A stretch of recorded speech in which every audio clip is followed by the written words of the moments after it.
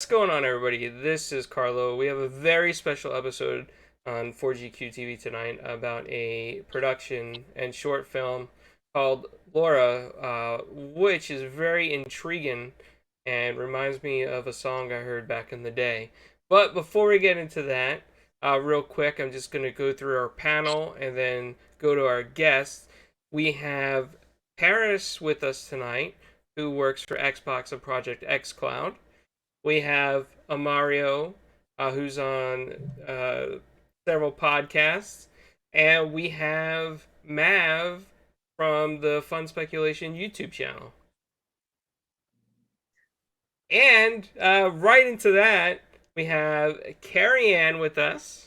Hello. Hi. We have Russell. What's going on? Beer. And we have Steven with us as well. What's going on? Everything's going good. How's everybody? How's everything with you all? Everything's doing good, and we're really excited to have all of you on this panel. And I think Mario actually had the very first question for all of you. Yeah. So this question is whoever wants to answer it. So you guys are working on a film called Laura, right? And it's based on the legend of Tom Dooley. So my question to whoever wants to answer it is, why did you guys choose Laura, instead of like Tom Dooley, and talk about like the perspective of, because we always get the guy's perspective, I guess, from Tom Dooley. So I guess talk about why you guys chose Laura instead. I'll let Steven start that one and then I'll Okay. pick up. Yeah, well, tell everybody what we should tell everybody what our roles are too. So Steven, tell us what you're doing. Okay.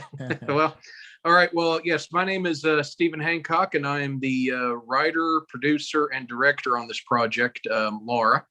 The reason we actually started, we wanted to tell the story from the perspective of Laura, actually goes back to when I was actually first introduced to the project.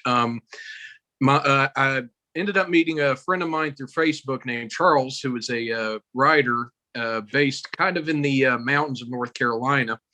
And he was looking for somebody to help him develop a project about Tom Dooley. And I talked with him. I went and visited him. We went to he actually lived where all the near where all these events took place. So we got to go around there. But in our discussions, he really wanted to focus on Laura, why anybody would want to really cause somebody like Laura harm. So it was really through our discussions that we decided we wanted to focus on Laura's story, because Laura's voice a lot of times gets lost in the story. You hear all about Tom, you hear all about Anne, you hear all about the murder. You don't usually hear anything about who Laura Foster was, why she fell in love with somebody like Tom Dooley, why she was, an important figure in this story. So just for us, it was important to really raise her voice and share it in a way that hadn't been done before. And I think too, I know a lot of people watching may not be familiar with the legend of Tom Dooley. So Stephen, do you want to give a brief little synopsis of the legend? Now, our story, I'll tag on to you in a minute, but our story is a very different perspective from what the legend presents. But if you want to tack that on, I'm Carrie Ann. I'm playing Laura Foster. I'm also a producer and a writer on the project as well. So Stephen, if you want to just give us like the brief little bit about the legend, then I'll tag on with what we're doing. Okay. Yeah. So the basic story of Tom Dooley is that Tom Dooley was really I don't want to say ne'er-do-well, but he almost was a ne'er-do-well. He was known to be kind of he was kind of lazy, wouldn't really do a lot of work. He was a musician. He loved to play music. That was pretty much how he tried to make money, or how he tried to make a living. But he ended up, before the Civil War, he had fallen in love with a young woman named Ann Melton. And then after the Civil War, and after he had returned from that war, he originally took up that relationship again, even though by that time she was married. But then after he comes home from war, he actually meets Laura Foster, and they begin a relationship, and that basically makes Ann Melton very jealous. So but by 1866, it's really looking like Tom and Laura are likely going to run off and get married. And a lot of people don't want that, especially her father, who has warned her, don't do this. He'll bring you nothing but trouble. And Russell, I'm sorry, we're harping on your character so bad right now. So, but anyway, to make a long story short, one day she leaves and she meets somebody and says that she's running off to meet Tom. They're going to get married. And that's the last she's seen alive. And from there, she disappears, and basically all eyes fall on Tom as the possible suspect, because they do find a spot of ground where it looks like there's a blood stain. They find where the horse had been that she had rode off on had been tied. But so everybody thinks, well, Tom Dooley did it because that's who she said she was going to meet. And everybody knows Tom's a ne'er-do-well at this time. So basically, to shorten the story, he ends up being arrested, even though there's no body. And but they do find her body like 2 months after he's been in jail. And based on circumstantial evidence, Tom Dooley is tried and hung for the murder of Laura Foster in 1868. But to this day, there are still people who believe that all the evidence was circumstantial, and that there's just pieces of evidence that either have not come to light, or that point to possibly somebody else being involved. So it's there's a lot of, I mean, there's just from the research that we've done, there's so much conjecture, and there's so much that's just obvious propaganda or slander, and and that goes kind of all the way around. There's some regarding Laura, there's a lot regarding both of them, Laura and Tom. Yep. Just a lot of people think maybe it was Anne who did it. That's not our perspective, but that's one of the popular perspectives out there. But I feel like our film is unique because we are telling it from Laura's point of view. It's really important to me that that she's not defined by the worst thing that ever happened to her. If you look at her gravestone and Tom's gravestone, both of their graves mention the murder, which I think is just terrible, right? Like they got stripped of their humanity and turned into a horrible event that shouldn't be there. So we're really taking a look with this short film, and hopefully once we get the short completed, then we'll be on to writing the feature film. But the short film focuses on the last 24 hours of her life, but a lot of it focuses on her relationship with Tom, and the people around as far as just Anne. In the short film, we've got Anne, her cousin, and her dad, and Tom. I don't know how much I should or shouldn't say, but that was basically the idea behind it, is that we've never really seen anything from her perspective. And while a lot of this is what we imagine to be true, right? What we feel from things that we've read, like ironically, like when I was researching, I came up with something as a gut feeling, and Russell came up with the same thing as a gut feeling. We feel like it was probably her dad, just the way that she was killed. And there's spoiler alert. I know. Well, I know. Well, sort of. I mean, if you go and read anything on the internet, you can, there's a lot of stuff out there. But it's just, there's a lot of the baseline of is we don't think that Tom did it. We definitely think he was framed. And we want to take a look at what their love was like. We want to see the life in them and the love in them and all the complicated circumstances around that, because it's really, I don't know, it's just never had a voice. So we're kind of, I don't know, it's a strange, I don't know how to, it's a strange thing to say. We're excited to tell the story. It's sort of it feels like not an obligation, but I don't know, it just feels like a thing. It feels like a thing that needs to be out there. So I don't know, Russell, you want to talk about it a little bit? Sure, yeah. Their story's been limited to one event, which is the worst thing that happened in all of their lives, basically. Whether it's your daughter, the guy you actually loved who wasn't your husband, or, you know, one of the two of them who one died and the other one was hung for it. We don't get to see their life, you know, all of their lives. What were their lives like? You know, everything is limited to that one event. And it's sad because, you know, nobody wants to be remembered for the worst thing that took place in their life, regardless of what it was. Even if it wasn't that crazy, you still don't want that to be it, you know? So yeah, hopefully we can, I don't know. I feel like when it goes that route, everything becomes very analytical and negative, as opposed to where you put the people out there and you put them in a different box so that you're not able to relate to them. So the idea of showing these people in their natural environment in this crazy situation, but still seeing the human element and what makes them who they are before this one particular event. To me, that's what we all enjoy movies for, is the relatability, the actual ability to feel like we can root for somebody, or that, hey, this is what I would do if I was in that situation. You know, and if they aren't human, then you can't do that really. So we'd love to be able to bring that to the audience, and you know, for the characters as well, because they are real people that exist. Exactly. Yeah, that was the big goal, I think, that me and Charles and now Carrie Ann and Russell have, is that we're lifting these characters above the caricatures that have been created in the 150 years since this story took place. Now what we're wanting to do is flesh out their characters, make them relatable human beings, make them understand who they were, why they chose to do what they did. And, you know, ultimately, when the tragic things happen, you know, feel, you know, the emotions of losing somebody, like, you know, we are losing somebody close to us. So yeah, I think that was the goal that me and Charles set out. Now we're really developing it further with Carrie Ann, with Russell, and everybody on our team. And for those of you who don't know, because we didn't really say it, Russell's playing Tom, if you didn't figure that out. So Russell's up with Tom. Also, Tom, no.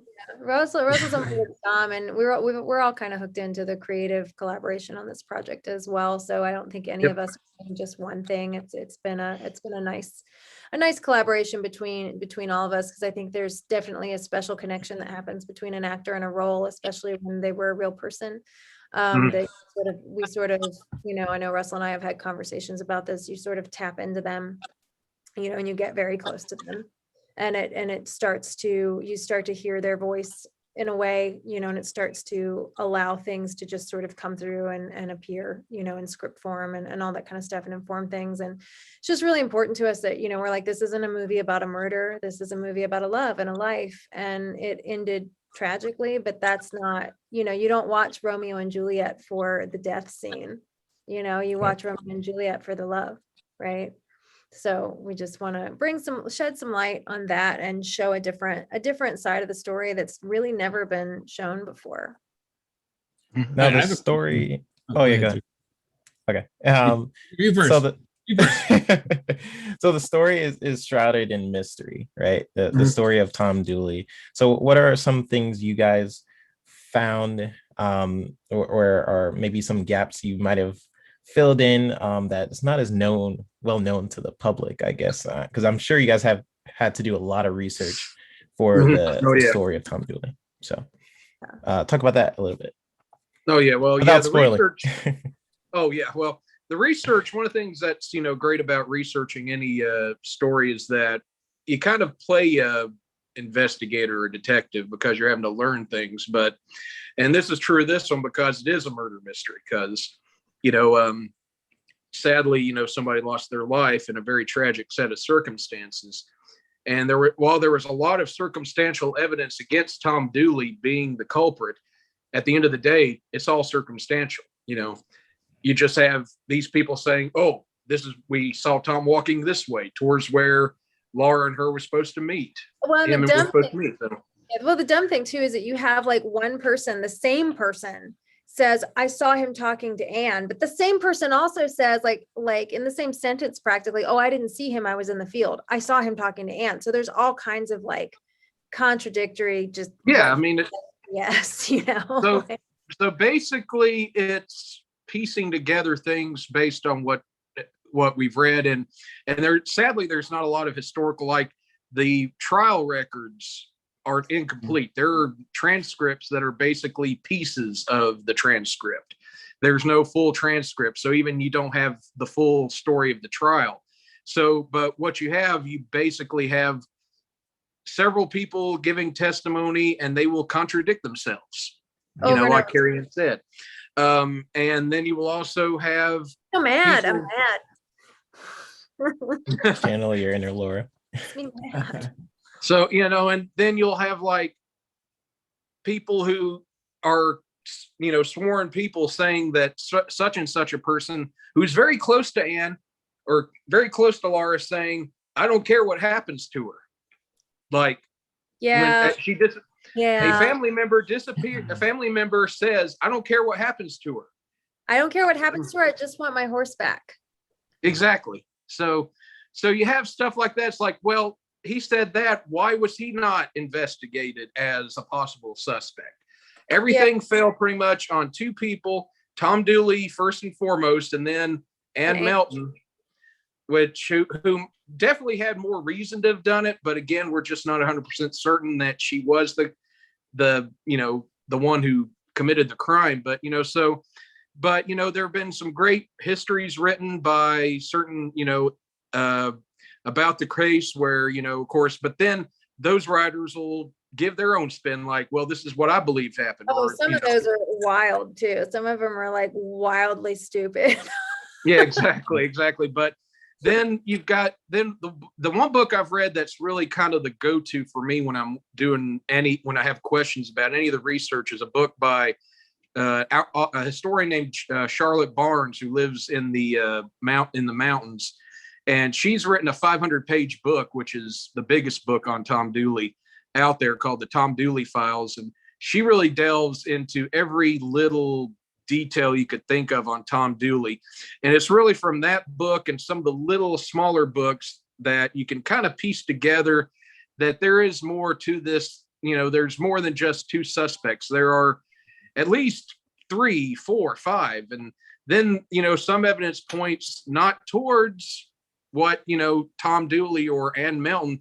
There's some pointing towards people that should have been suspects, should have been questioned, should have been taken to jail just as much as Tom was. But, you know, I mean, so there's it's like to be said for like standing in the town at the time and things like that, right? Like somebody's status in town may have prevented them from being investigated. People may have looked the other way, right?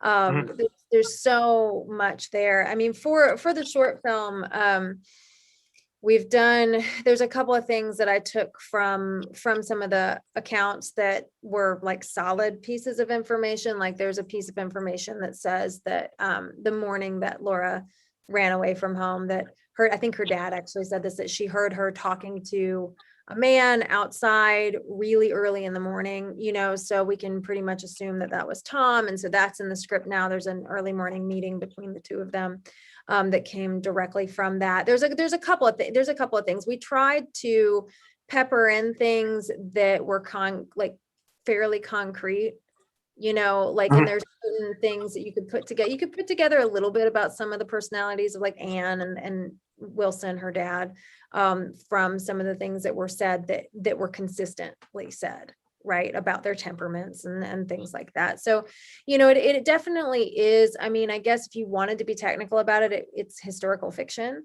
because it's what we believe to be the plausible thing that happened. I know for me, I have gut feelings about it where I feel like this is legitimately probably what happened. Something very similar with regards to the role that Anne might have played in things, what's up with her dad, you know, things like that. But, you know, I think all of us are solid that, you know, Tom didn't do it. The only reason he got pinned for it was because they were supposed to meet each other. You know, Yeah, and there's nothing else there. listening to sort of your perspective and Stephen, and what you were talking about as far as like writing this film based off of all this historical information that you're gathering. I see this as a great opportunity to tell this story, right? So you have her perspective where she is, in love. She's, trying to live her life. And then you've got all these other people that are involved in this who probably hate Tom, but you just don't know who it is, right? So, Right. As you're telling the story, there's so many different perspectives you can sort of lean into, like who's the sheriff and the back then, I guess, who's the head police officer who's investigating this crime, right? So you got their perspective. Do they hate Tom? Did Tom do something to them in the past, right? Where they're just going to frame him regardless of, what's going on. How long was the trial? Did he, who was his lawyers, right? So all that stuff. There's a lot of there. Right. There's a lot there. And there's a lot of like, what bothered me and what led me to where we think the truth is was the way she was killed. That doesn't lend itself to a crime of passion from another woman. It just doesn't make any sense. And there's a lot that doesn't make sense. But yeah, I mean, I feel like we're able to pull together a pretty strong thing, because basically what you have is you have this really beautiful love story in the middle of a storm, right? You have all these things around them and all these forces trying to pull them apart and trying to get in the way and things like that. But the nice thing is you have this constant love in the middle that's unshakable. And I think that that's something that everybody wants to see. Everybody wants that to win, and you get to see the purity of the love between the two of them, and then the corruption in the love from her father and Anne, and what that corruption does to them. They say there's a fine line between love and hate, and I think that we see a lot of that in Wilson and Anne, and what that kind of corrodes and festers in them and creates, just yucky stuff. But at the middle of it, you have this pure thing that's untouchable, which makes it even sadder what happens. So this seems more like a kind of like a passion project, right? For all of you. And it is definitely. Are you hoping to kind of like bring like more awareness to this story because of y'all's actual affection for this story now, and what you think you could accomplish with it? I think for me, and a lot of it's, just I'll just share this right quick. It was a passion project. We've taken it all as passion projects, but it was a passion project for Charles, who was my comrade when we started, my filmmaking pal when we started this thing, and tragically he passed away back in August. So for me, it's not, it is a passion project, but it's also really wanting to get the story that he was so passionate about telling done, to honor his legacy. But having, met with him and then delved into the story, for me, it became a passion project, because I think we just wanted to, for me, it's really shedding light on the characters and the people of the time that people will probably just think of, well, I've heard the version of the song by the Kingston Trio, so I know the story, but there's so much more to the story than just what's in that 3-minute piece.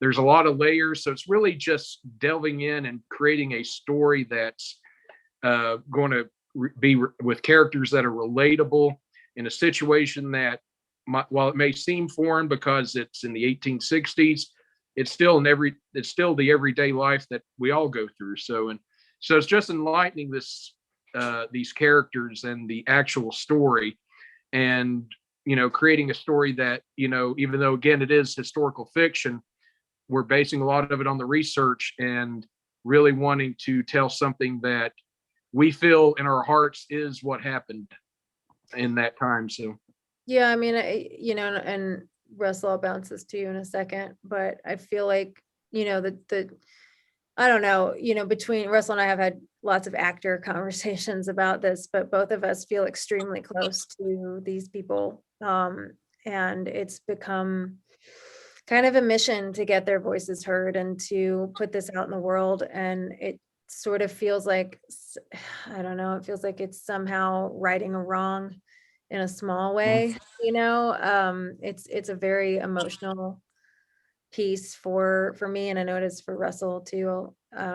You know, we've had, even just filming the promo, we had when you guys watch the trailer, I'm not sure when you're going to play it, but when you watch it, you'll see there's a moment at the end where both of us were just devastated by that moment, because, you know, as actors, we allow things in, and I don't know, you know, I mean, she's really grabbed a hold of my heart, and it's something that now I feel really, you know, like, you know, it's a thing that has to happen. Russell, you want to tag in? Yeah, well, what both of you guys were saying is like spot on, because their voices were stripped. You know, Laura's was taken, she was murdered, and then Tom's was, obviously when you look at the stuff, there's a couple things. One is, seems pretty straightforward that he didn't get a fair shake. And then secondly, there's no, well, he wrote a diary for posterity's sake or anything like that. There's no chance for him to speak out against or about all of this. And so, yeah, their voices were taken from them. And so, you know, it's kind of what we have to do at some point. Somebody needs to, you know, just give them their voice back, give them what we can. But the other thing is what you guys were talking about earlier about the research. I remember the first time I looked at the story, because I remember seeing something about it. I was like, oh, what's this? I look at anything I see that I don't know about, doesn't matter what it is, I'm going to search. I think I'm one of those people super curious about everything. So I looked it up and I was like, okay, so this guy and this girl were in love. Apparently, he was supposed to meet her that day, and then he killed her. And I was saying, well, what's the reason? And I've never found a reason that legitimizes that sort of drastic action. It just doesn't make sense. And it's kind of like, you know, the whole quacks like a duck, looks like a duck, it's a duck. Like, this ain't a duck. Like, it doesn't make sense. There's nothing about it makes sense. And at the same time, there's a bunch of other people that had a lot against Tom, whether it was because he was, whether it was, as Stephen refers to him, a ne'er-do-well. You know, does the dad want her daughter to go with this scoundrel, so to speak? You know what?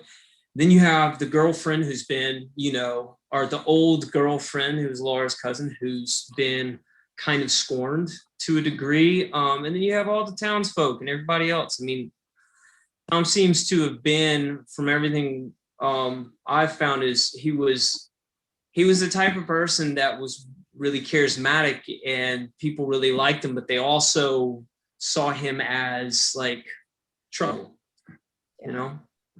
Yeah, and I don't. He was a musician, right? Also. Yeah. Yeah.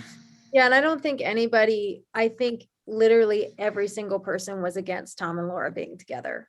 You know, I think it almost seems to be what bound the rest of the town together. You know, there wasn't a person that wanted them to be together. And, you know, with her dad, you know, I think some of it was, you know, he didn't think Tom was good enough for her, but there's a lot of stuff that suggests that her dad was abusive and things like that too. And so, you know, I think there were some stuff going on there that just, but yeah, everybody. In the end, though, every time you look at it, you go, and this is the guy they chose to haunt. Yeah, and it's like, well, but why? Why? And I just can't find a reason other than outward animosity.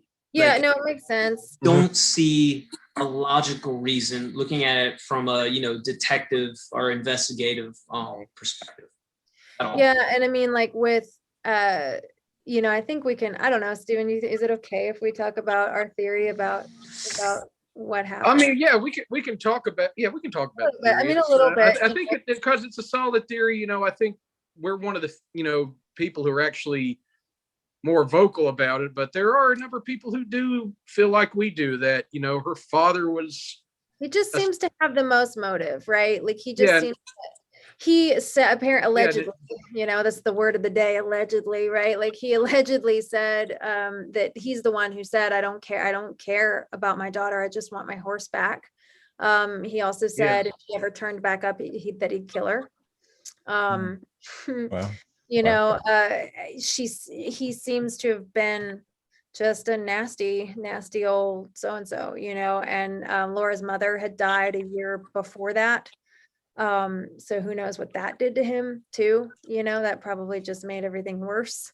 Because now, I have a feeling that Laura's mom probably protected her a little bit, right? And then she's gone, and then what it does mentally to the dad to lose the mom too, all kinds of, just a whole mess there. But yeah, I just, they're just like, everything seems to point, out of all the people, everything seems to point to him, because there's just a lot of things. There's some things I'm not going to talk about because you'll see him in the film, but there's a lot of things that point towards him.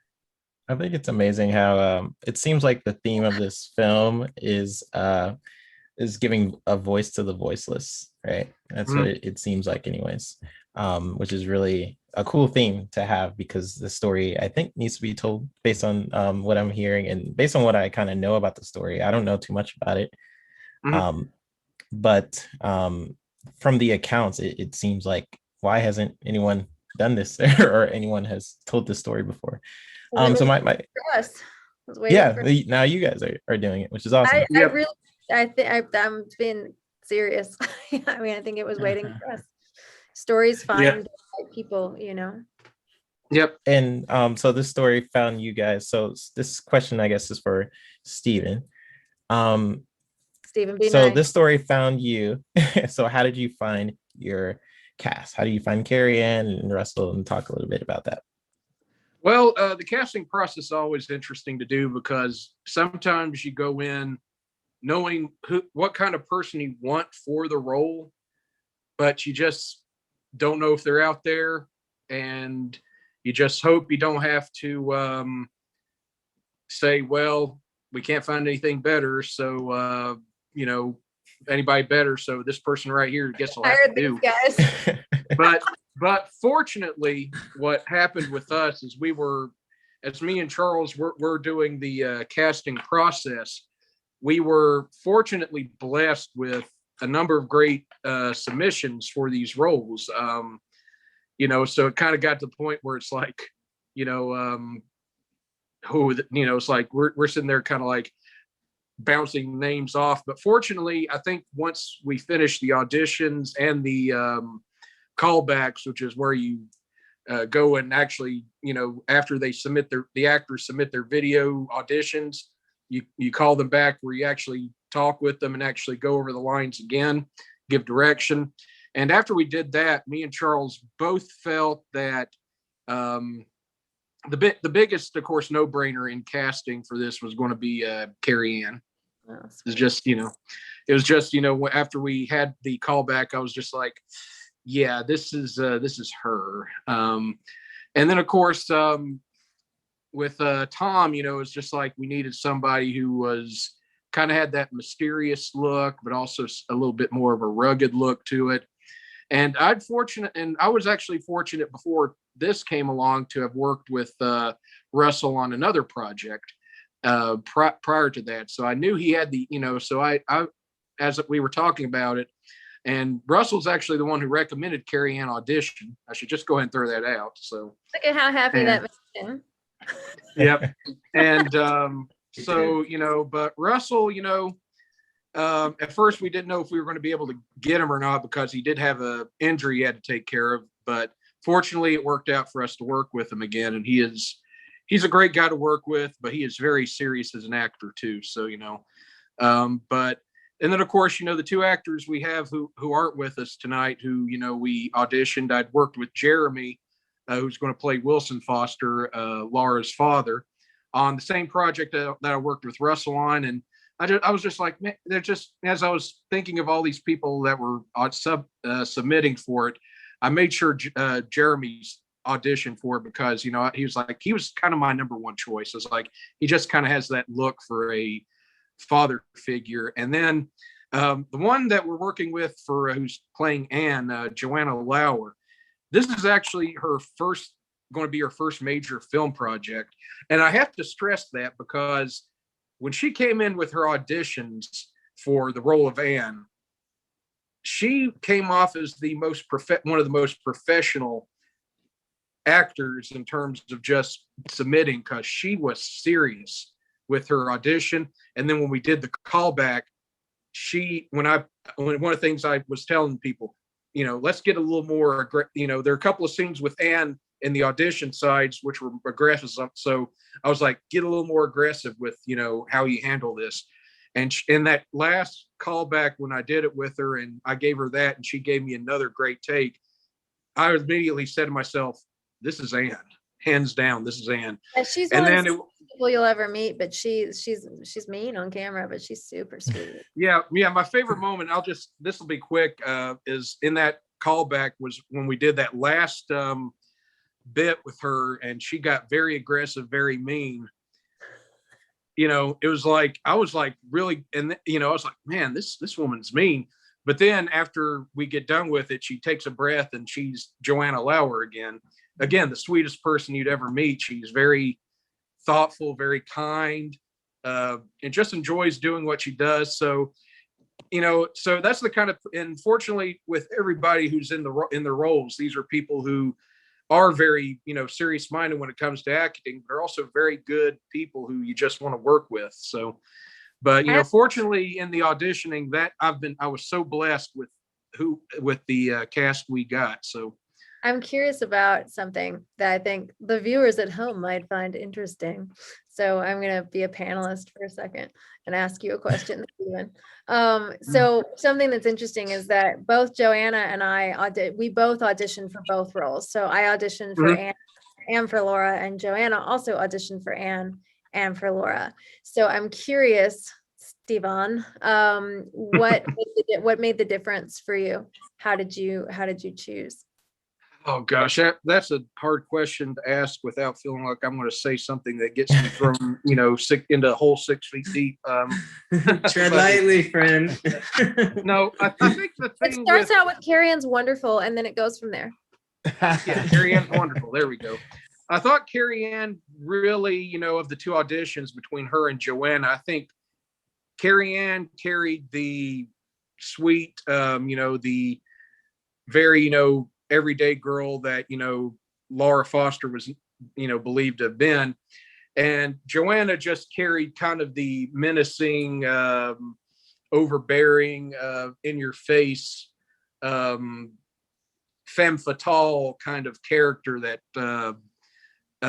Ann Foster was a little bit better. So, you know, it's like, you know, we were just talking about, you know, and that's the thing I even told Joanna when we did the callback. I was like, I really, even though we loved your Laura Foster, we just loved your Ann Melton a little bit more. So that's, you know, so I think it just came down to, you know, they both did great jobs with both roles, but, you know, with, you know, Carrie Ann and Laura and Joanna and Ann Melton, they just gave it a little bit more than they did the other characters. So, is that okay, Carrie Ann? That's totally fine answer. No, I just think it's interesting, you know, because a lot of people don't really know kind of what goes on during the casting process. And, you know, it sort of speaks to things we talk about as actors all the time, like what people's essences are, like what someone's natural essence is. Like, I'm just not good at being the biatch. Like, nobody would believe me.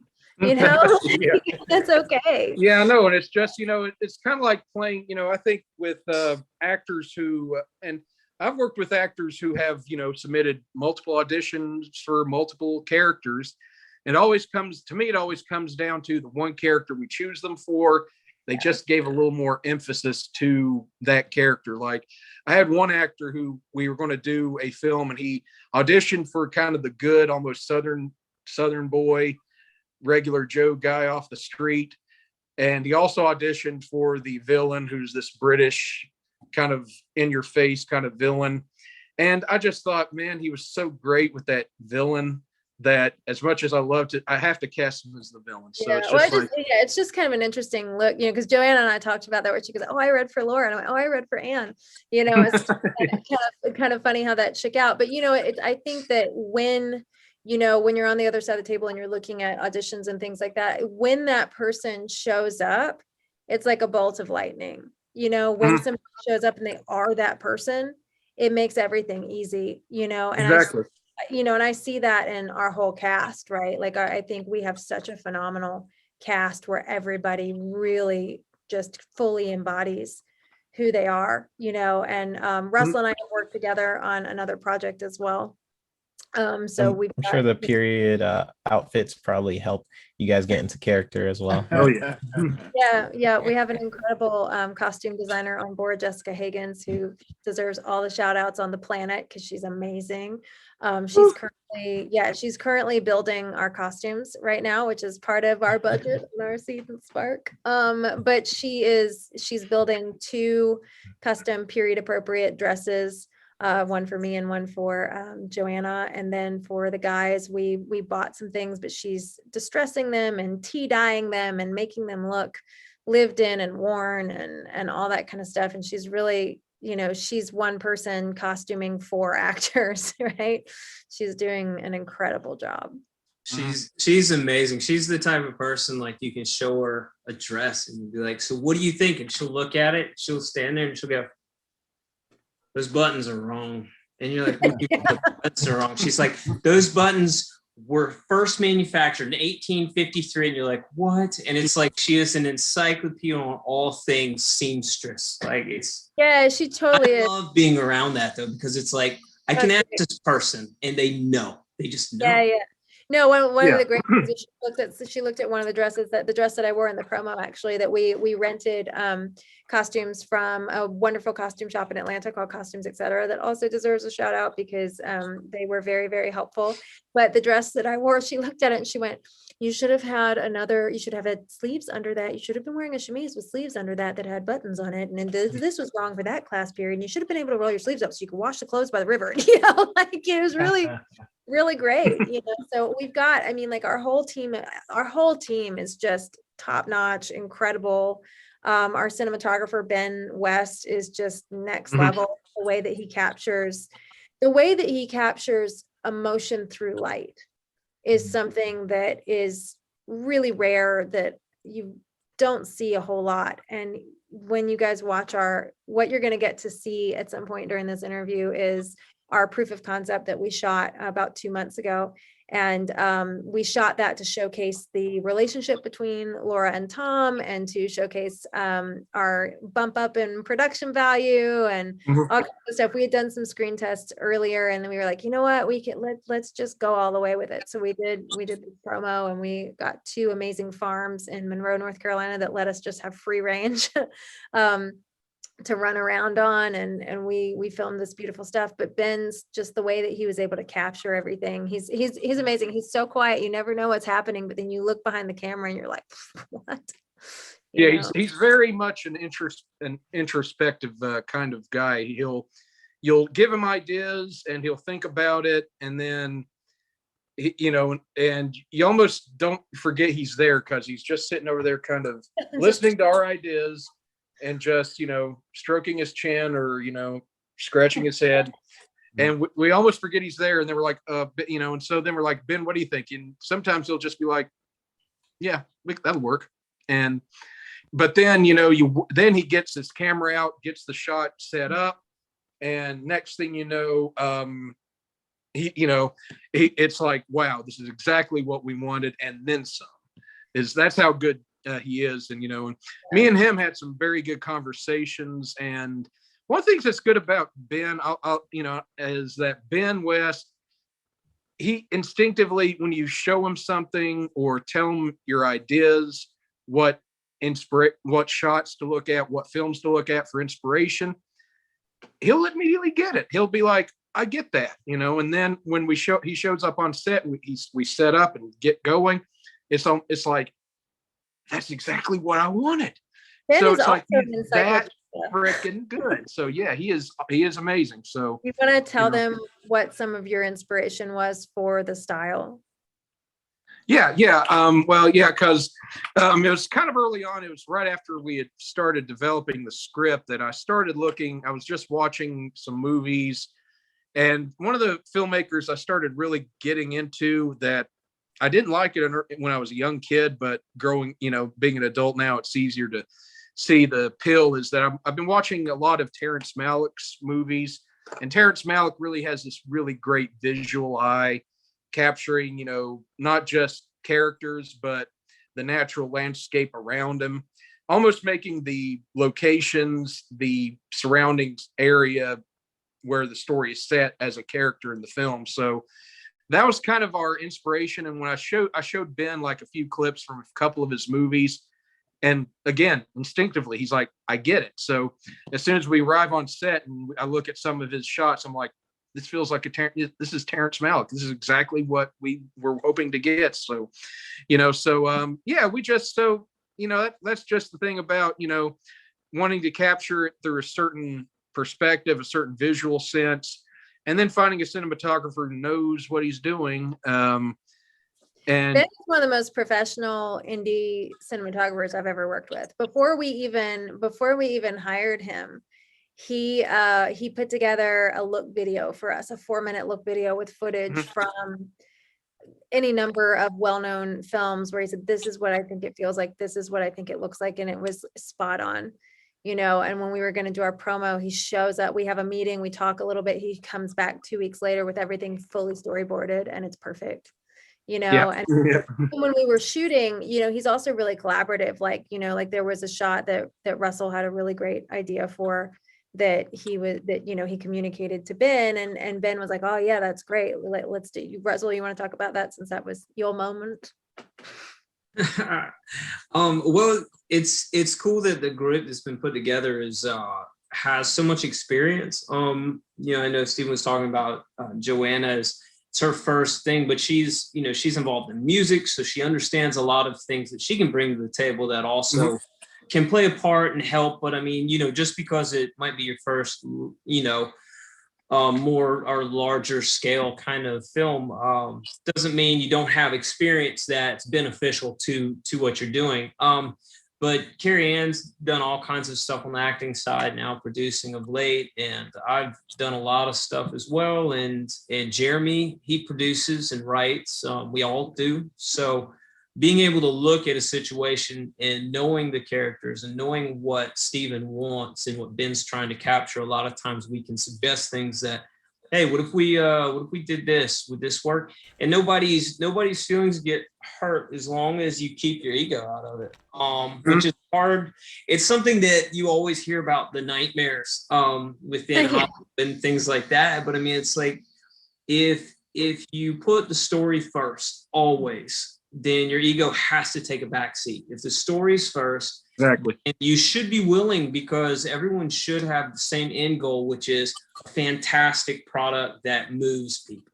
Yeah. So it's we've got a good group that they listen, they entertain, different ideas. We bounce it off each other, and if your idea doesn't make the cut, it's not a big deal, because typically it's been thrown around, brainstormed enough that whatever you end up doing is the right thing.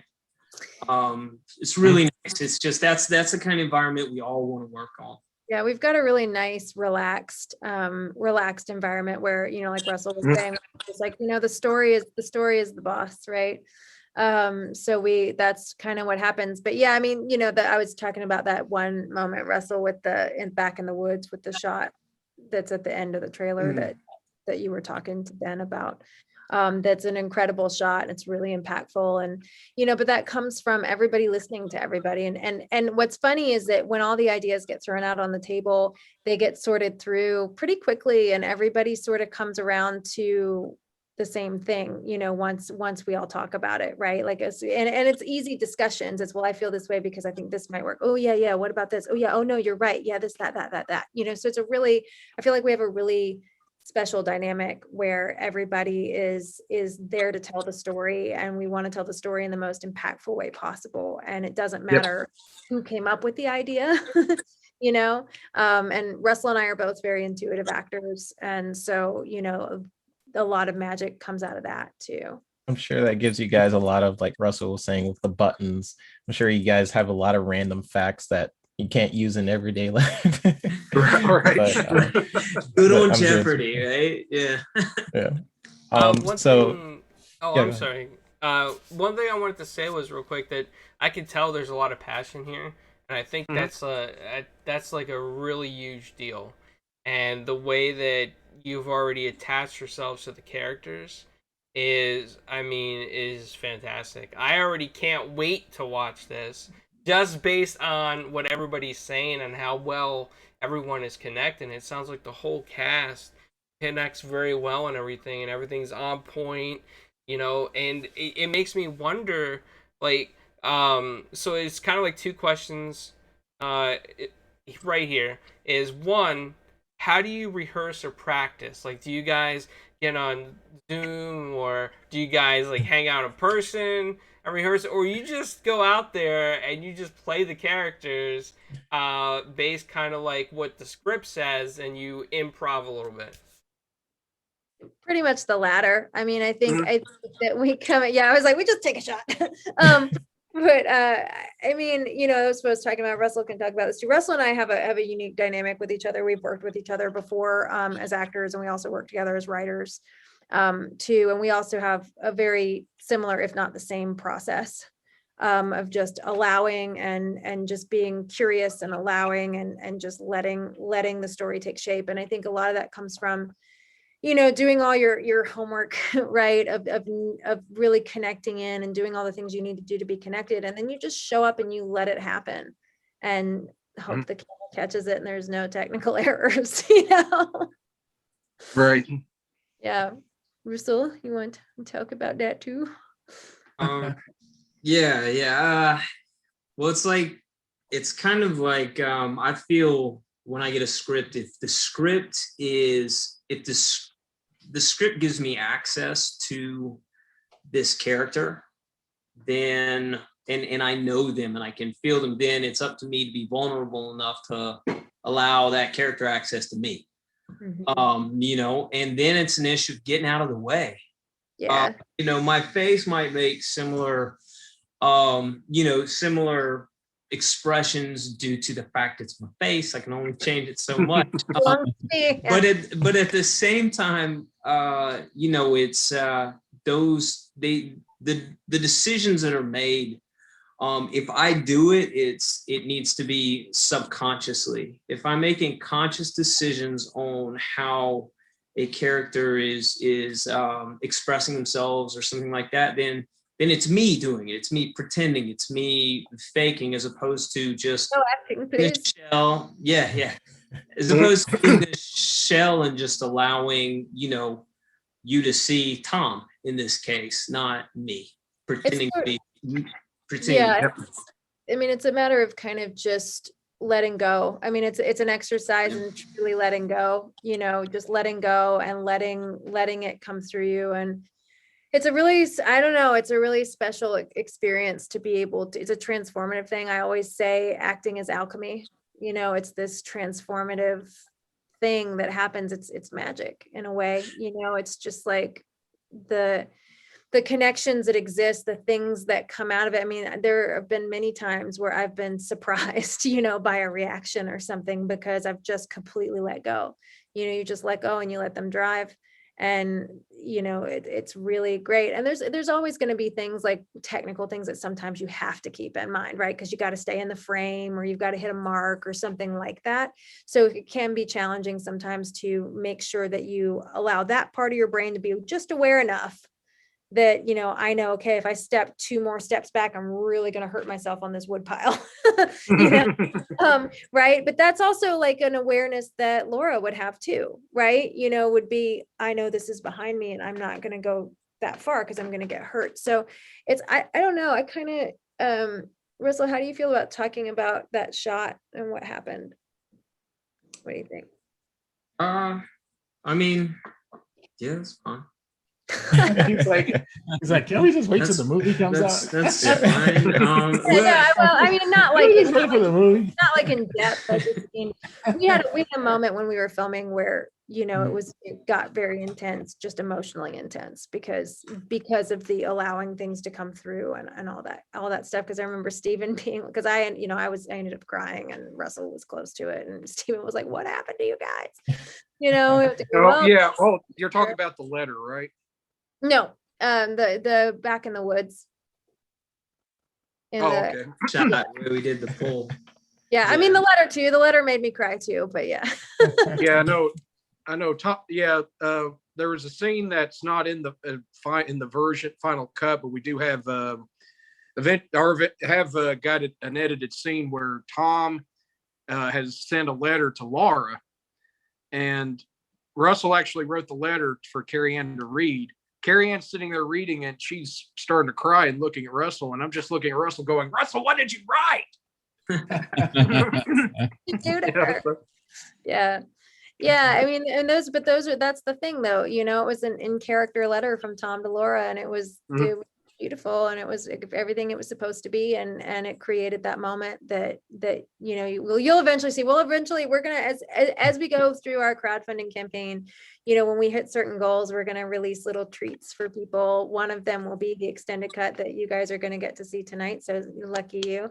That's gonna eventually go out. Our deleted scene, this is what Steven's talking about, will eventually also go out. But yeah, it's just been a very special experience, and I think, you know, it must be interesting, Stephen, on your end to watch Russell and I just turn into Laura and Tom. Yeah, it really is. I mean, and that's one of the beauties of casting right. If you cast your roles right, then as a director, you have to give maybe very little direction.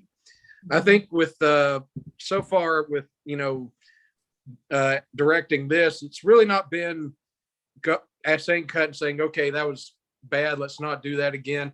You know, it's just been kind of tweaking what has already been beautifully done by Russell and Carrie Ann. And so, you know, that's, you know, I think that's one of those where I'm certain I'll be on set and not have to say anything between takes, because I'm like, I don't have to. They're doing a great job, you know. And make your if job I feel easy. like if I feel like we can tweak it here and there, yeah, I'll say something. But yeah, but I mean, the day of when we were filming that, I mean, I saw them delve so much into those two characters. I was like, it's almost like being Steven Spielberg working with Daniel Day-Lewis as Lincoln. You know, it's just like that close. So. Yeah, I always wonder what that's like. You know, I'm like, gosh, what is it like when you just, because I feel like both of us just disappear. You know, I'm like, what must it look like from your perspective, Stephen? It looked pretty freaking amazing. Is all I'm saying is when I was looking at it, either through the frame or just, you know, there were times I'm just sitting there going, man, I really need to walk over here so they don't see me crying, because, you know, I gotta be the man. I can't cry. But, you know, Hot Dog, it was very much an emotional experience just watching it happen. In some ways, I hated saying that word cut, because it's like, I want this to go on. But, you know, right. I'm sitting there where I'm like, well, we're losing light. We really should move on to the next scene. But dadgummit, this is really cool what we're getting. So. I was really, we got a lot done in one day. We filmed everything that you see. We filmed in one day between two locations. I have to give Annette a shout out to Annette Saunders, who is an incredible actress, but is on board for now. We're going to put her in the feature. We've got we are 2 roles in mind for her. We'll see which one fits her better. Russell, she might end up being your mom. That's my thought too. I was thinking, wow, that could be Tom Dooley's mama. Yeah, could be. So Annette's an incredible actress, but she's on board with us right now as our horse wrangler, our horse trainer. Yeah, she's great at like everything. Yeah. Well, let's also say animal wrangler, because, you know, I think we're trying to get some chickens. Chickens. I'm very excited about our chickens. We've got an incredible filming location too. We've got a farm that's a family friends of Stevens. They've got, they do Civil War reenactments out there. So they've got just a ton of land and historical cabins and all the bells and whistles. But Annette, and they've even built the house that we're using for the foster residence is a period. It's not a period structure, but it's actually a structure that's been a replica that's been built with original materials. So, it's an authentic looking 18th century house that is just so beautiful. I've been out there a couple of times to film projects, and it's just one of those where if you really want to film something in the 19th century, that's perfect because it looks right. But two, you have nothing around you to surrender that it's the 21st century. It's like, if you see a plane fly over, that's the only modern thing you'll see. So I just got really lucky that, like when we shot the promo on those two farms, what I was going to say about Annette was that Annette wrangled both of those locations for us. Those were both friends of hers, Chris and Kristen. Thank you. They're probably not even. Annette was like, they're not even going to recognize their farms. They're going to be so excited when they see the promo because the footage is so amazingly beautiful. Their land is beautiful, but it's a different thing to see something so cinematic, right? But so she's going to be on board with us for that. We just got our horse for the shoot, Nova, who I've actually ridden before in a different film.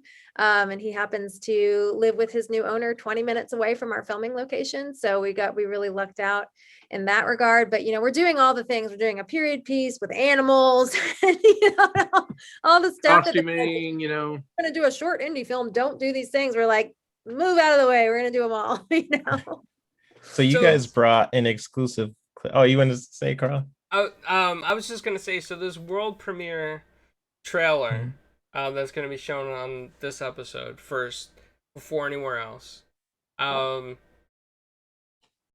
want Steven, I'm gonna ask Steven if he could do that famous word where it's like cut and then we go to the how in production would you say cut between scenes?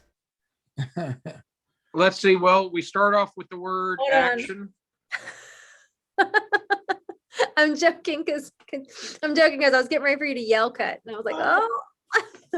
No, just action and cut. So I guess are we just starting off with the action or going into the cut? Going into the cut. Hey, going into the cut. Like, let's just say Carrie Ann and Russell mess up on a scene or something. You need to cut. I'll just usually and Carrie Ann, I don't yell it. I just usually I'm being silly. yes. Thank you for being okay. So put on the spot. All right. So cut. There you go.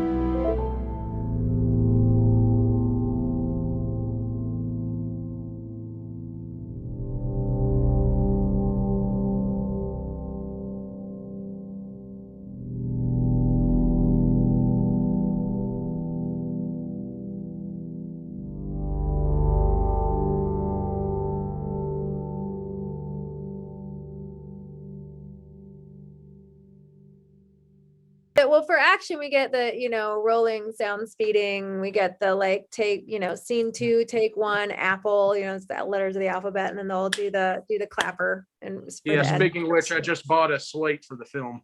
Yay! So So- tell us about what we just saw. All right. Tell us about the exclusive Okay. clip that we just saw. The beautiful, beautiful clip. The beautiful. Well, clip, right. what we just showed was what you just showed was the extended director's cut of the proof of concept for Laura, which we're using to kind of build interest in raising funds for the short film that we're getting ready to do. Yeah, And we're you guys are doing a Seed and Spark campaign. So you want to talk about that a little bit? Yeah, we just got approved yesterday. We're off to a really amazing start so far. We've already raised 30% of our goal, which historically successful successful campaigns do in the first couple of days, and we did it on our first day. So we're very excited about that, and we're just rolling along, hoping to keep the momentum. Keep the momentum going. So please, any amount is helpful, right? We were just talking to Stephen about this. We're like, man, if 400 people gave us $10, we'd do it, So it's Yeah, like, exactly. we just want to stress that, like, we have a $5 donation amount. Like, anything helps. You give us $1, and enough of those dollars, they Yeah, add I mean, if all you have, is $2 to spare in your Give it to account, and if you have $2 to spare and you feel like, well, that won't mean anything to us, that will mean a lot to us. That means we're $2 closer to our goal. It's true. So don't think that your minuscule $2 is not going to matter in the grand scheme of things in this film, because that just puts us $2 closer, which is great. So Which is great. Yeah. Well, the thing is with Seed and Spark, we have to make 80% of our goal in order to get the money, right? Mhm. So it's kind of like Kickstarter's all or nothing, Indiegogo is keep what you make, and Seed and Spark, which is specifically for film, is 80% to greenlight us, to give us the money to go. And we've already, invested a lot of our own money and time into this, and we're hoping to be able to raise the money. We're going to film anyway, but please help us. Right? yes, So, well, I mean, it's question. with as far in crowdfunding, one of the things that's great about it is it allows you to raise funds, but for your film, but we're not just saying, hey, just give us money. It's like if you donate at certain levels, you will get great perks or incentives. You'll have exclusive access to the finished short film before anybody else. So you'll have and if you donate at certain levels, you'll get to come and see the premiere, see it before anybody else sees it outside of our group. So basically, you're not just giving us money that will never be used. We'll be using it. Oh, Not only will we be using it, not only will we be using it, but you'll get to experience some of the great, get to take part in some of the great experiences that a lot of people don't, like the film premiere or, but I think at the end of the day, what Seed and Spark is great at is, even though, yes, you have to make 80% of your goal to be greenlit, 80% of their campaigns are successful. And that's because, unlike Kickstarter and Indiegogo, where you create it, you sit it out and pray for the best, Seed and Spark actually works with you to make your campaign the best it can be. They have to approve you. It can be a headache at times, I know, but Oh no, it's fine.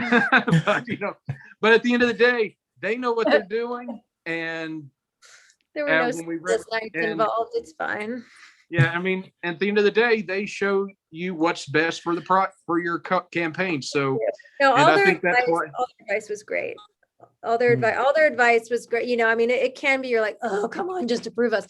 But everything that they said really carried a lot of weight. It made it better, so ultimately it was definitely worth it. I think too, one thing about, supporting us is I think it's important to support the arts, right? To enable us to bring you beautiful, meaningful content, because, life would be pretty dull without art. And we want to put this out in the world. We want to give Tom and Laura their voices back.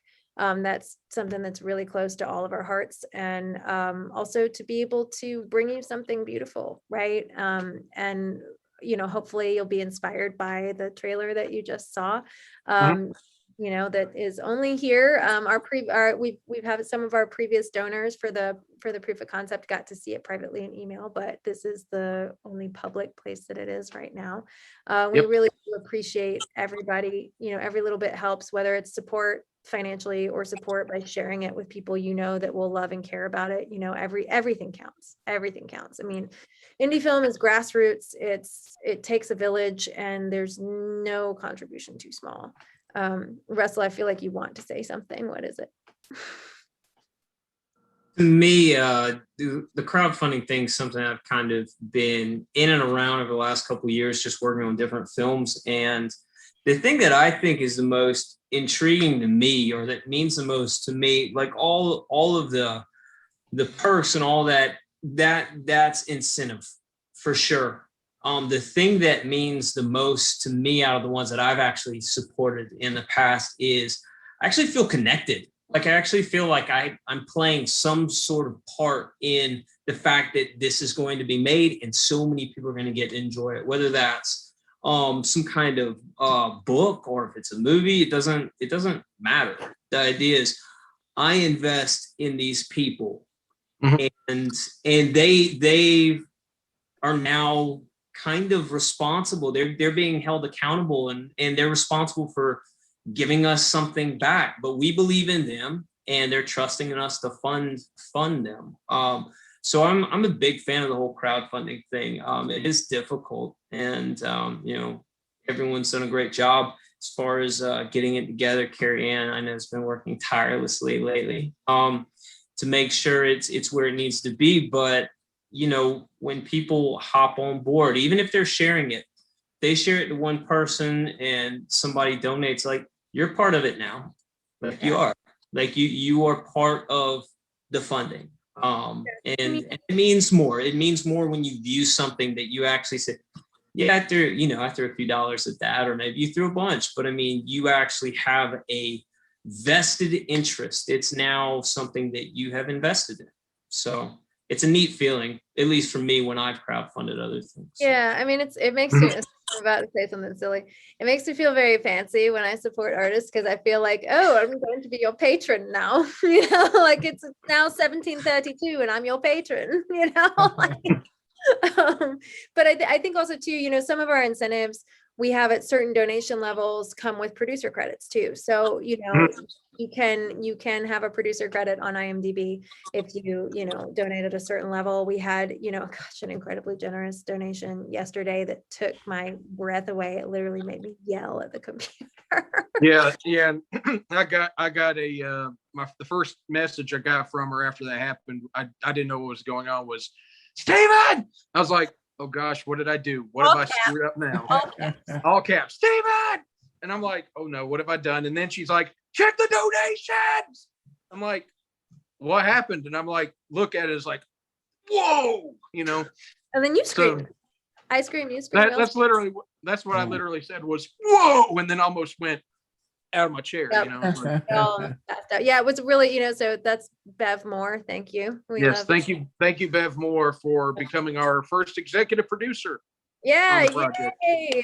So it's really, it's about building a community. Rather, it's not just about giving us money. It's about building a community and becoming part of a movement and part of it, because this is phase 2 of 3, right? So we're gonna carry on from this to hopefully getting it put together as a feature. We're going to do the short film and do the festival circuit with it, and hopefully get some good attention from that and be able to pitch it and all that kind of stuff. And then hopefully we get to give you even the feature film will focus on the last week or so before the tragic incident, but the short film is just the 24 hours. So we're just, I don't know, I've been overwhelmed lately by all the beautiful, amazing people that we have pulled together for this, cast and crew, and all the people who believe in us and have expressed interest, because in some ways I feel like a little kid with macaroni art being like, look what I did. You want to hang it up on your refrigerator? Except our macaroni. Here's my hand turkey. Yeah. Except our macaroni art looks like it could belong in the Louvre. That's all I'm going to say. Well You know, played. One thing I wanted to say that I thought was really cool, and you brought this up, Carrie Ann, is that when you donate, there's certain donation tiers that you can be like executive producer or associate producer, and your name goes on the IMDb, which is really cool because I don't think Yep. a lot of people understand how cool that is to be on IMDb as like, some sort of Oh, yeah. producer or Right. somebody I who's mean- contributed at a level. Yeah, I mean, I'm I'll looking at it never right forget. now. I was Oh, to yeah. say, I'm looking at it right now, and there's one of 2 claims, so there's another spot open. It's looking Yes, we really got one more tempting. executive producer. There's one more spot open. However, if you are out there and there's more than one of you out there, please come on down. I can edit that campaign. There you go. Like I But- mean, really, it's sort of like all of us. I mean, to the point of it being a passion project, all of us are working for fractions of what our actual rates are, because we love the project so much. We're basically, that budget that's up there is the bare bones of what we need to make it happen, so that people don't lose money to cover the hard costs of things like materials for the costumes and food for cast and crew and location fees and, travel and lodging and things like that. So it's all, or, our horse, or our lady that's generously loaning us Nova, who I'm so excited. I love him. I love that horse. So we get to play with my baby. But it's all going towards the things that we, props, costumes, food, a little bit of a stipend for the cast and crew, because we're, taking 3 days out of our professional lives to go do this passion project because we believe in it so much. I mean, I think anybody I know that loves stuff would work for free if they could, but like we have to keep roofs over our heads and foods in our tummies, so we have to ask. Yeah, we can't always do it, but sometimes it's very much worth it. Very much worth it. So this is one of those, and so we're gonna do it. Yeah. Yeah, everyone go donate to their Seed and Spark campaign. First off, I'm gonna let Carlo do the closing and stuff like that, of course. But for these different characters, first off, thank you all for coming and showing us like an exclusive clip to Four Guys with Quarters TV, 4GQ TV, and beautiful footage. And I just want to thank you guys for coming and all that. Well, Mav, did you have we appreciate you having us. Thank you. Yeah, thank you. Thanks so much. Yeah. Absolutely. When I looked at this, when I first heard the email, or I got the email from Carrie Ann, and all of a sudden I saw something about Tom Dooley, that song came into my head that says "Hang Up Your Head, Tom Dooley," because my mom used to put that on repeat. She used to love that song. So now, like, there's an actual short film being produced that tells a lot more than just like what you said, Steven, just those like 3 minutes or less of that song. And this is really cool to see. And I really can't wait to see this thing break out, and I really hope it does. I think that it deserves the attention.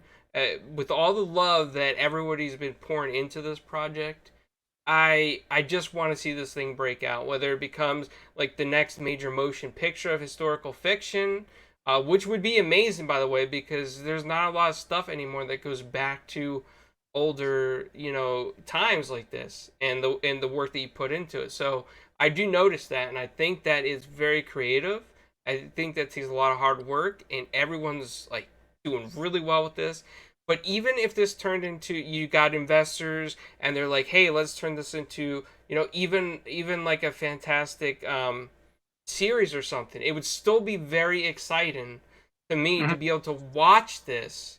And man, I just can't tell you like how cool this is to me, because I love that time era. And you know, my father was a big collector of stuff from the Civil War era and the War of 1812. So it was like that part of history is huge for me. And so in a sense, thank you for making this. Oh, Thank you for doing this. Aw. Yeah, man, that's awesome. That's awesome. It's like awesome to hear like someone's personal connection to something like this, because it's like, you know, we have our personal connection, but you know, we're gonna make this, and there are gonna be a lot of people who are hopefully touched or have some kind of nostalgia or something that allows them to connect or remember somebody or a relationship. And it's like to hear that, because we don't get to usually. We do Yeah. something, move on to the next project. And it's like to hear things like that, it's very encouraging, you know, that we're doing the right thing. Yeah, I mean, we're kind of in our own little bubble, you know, making stuff. And so it's really great. I love hearing, you know, how because you know how the trailer made you guys feel. I'm always so curious. I'm like, how did it make you feel? Did it get you? You know, did it make you want to see more? And by the way, if anyone's out there that wants to make this into a mini series, we're on board for that. There's a lot of ground to cover that even we can't cover in a 90-minute, 2-hour movie. That if somebody wants to help us develop it into a mini series, we're there. There's enough material to do it. So there is definitely, but I think with this era, it's just, you know, with this era of history, like you said, there's not a lot of films about this era, but and I think there's this idea that there's just not a lot of people. There are not people out there who are interested in this period. And I don't think it's really the period that really you want people to gravitate to, even though as somebody who loves history, it's cool to really look at that stuff. But I think if you do what we're trying to do and connect with the people of the time period, that it doesn't matter if it's, you know, 18th, 19th century America or the 23rd century on planet Timbuktu or whatever, you know, as long as you are emotionally invested in the characters in that story, that to me, that's what matters. And if you do that, you can make everything look as authentic as possible. But at the end of the day, they're not going to remember how authentic our buttons were or how accurate our housing was. How they felt. It's going to be, were we emotionally invested in the stories of the lives of these people? And that, I think, what's great is we have a great real life story that we can tell and create, you know, kind of give it, and also with a little bit of wiggle room to create something that is dramatic, you know, but, you know, is set in an actual place and time with actual people that existed. So, you know, I think that's what excites us. And hearing you say how excited you were about the project shows that there are people out there who are excited about period pieces and historical films. So, so we're just, we know it's out, the interest is out there, but, I think as long as we stay true to the characters, create something that people can relate to, it doesn't matter the time period. What's going to matter is what they feel right here in the heart. Yeah, because that's what people are left with. When they get up out of the theater or they turn the TV off or the computer off, what feeling are they left with? What sticks with them? And it's going to be hopefully, the love that they saw and what was provoked in them. I mean, that's what art does, right? It provokes something in you. It evokes things, and that's what we want. We want somebody to turn off the TV and feel like they went on a journey with us, feel like something got tapped inside of them, and I think that's a really powerful thing. It's a gift that we have as artists that I feel like is, part of my mission on why I'm an actress. It's because I feel like we have a real ability to reach people in a very unique way, that genuinely can change lives and transform things in ways that are intangible, you know, so it's really important to me. But I love hearing, I love hearing you guys' perspective on what you saw, because we love it, you know, but it's so nice to hear like you guys be like, oh, we watch it, because Mario, you've seen stuff too, you know, Yeah, and just did some we're little like, stuff here and there. yeah, yeah. So it's really been cool to hear what you guys think, because we can talk about what we think all day long, but I want to hear what you think. Yep.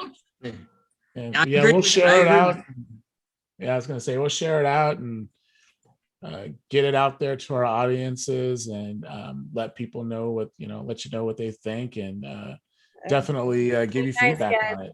on it. Yes. Thank you very much. We appreciate Yeah. that. Yeah, really do. Thank you.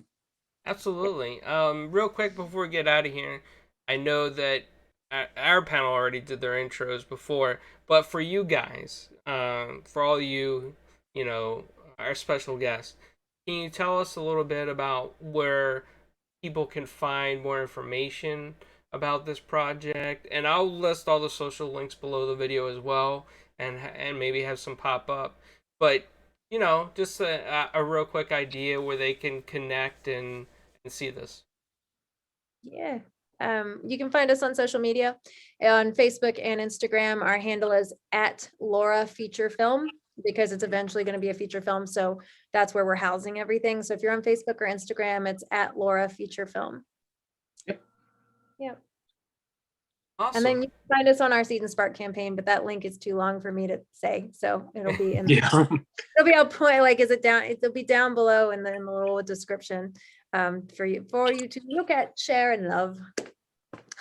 And you have that opportunity to be some sort of producer or executive producer or associate producer. So keep that in mind and donate and Donate. support this project. And you know, thank you to everybody for being here, and talk to you guys later.